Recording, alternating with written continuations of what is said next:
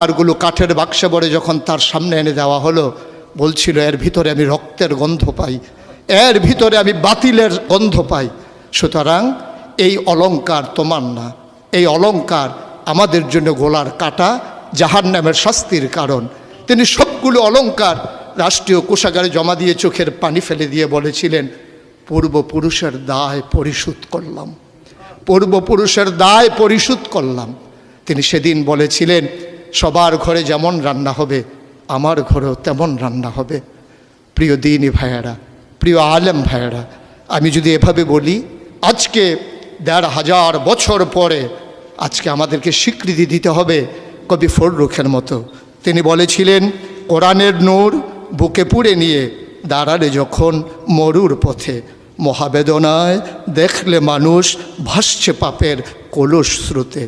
সে কি অনাচার, সে কি বেবিচার, বেবৎস ক্রূর আখি বিলীন, ভয়াল ঘৃণায় নাক্কার শতাব্দী পথে রাত্রি দিন। আসুন সবাই মিলে এক ঝঞ্ঝা বিক্ষুব্ধ পৃথিবীকে একটু ফুলময় করে দেই, একটু আনন্দঘন পরিবেশ করে দেই। ভবিষ্যৎ প্রজন্মের জন্যে আমরা একটা সুন্দর পৃথিবী বিনির্মাণ করি। আর এই সুন্দর পৃথিবী বিনির্মাণে ওলামায়ে কেরামের নেতৃত্বে যে সংগঠন আপনাদেরকে সামনে টানছে, হেরার দিকে নিয়ে যাচ্ছে, যে হেরার রশ্মির আলোতে আপনার জীবন, পরিবার, রাষ্ট্র, গোটা বিশ্ব, মনে রাখবেন আপনি কখনোই বাংলাদেশের সন্তান নন, আপনি বাঙালি নন, আপনি বাংলাদেশি নন। আপনার আসল পরিচয় ইন্নানী মিনাল মুসলিমিন, আমরা মুসলমান। ভূখণ্ডগতভাবে আমরা বাংলাদেশি, ভাষাগতভাবে আমরা বাঙালি।